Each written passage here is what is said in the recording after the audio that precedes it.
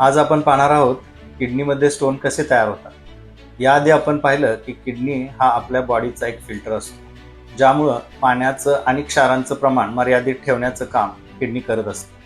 जर क्षारांचं प्रमाण हे पाण्याच्या तुलनेमध्ये जर कमी असेल तर ते क्षार विरघळलेल्या स्वरूपात राहतात.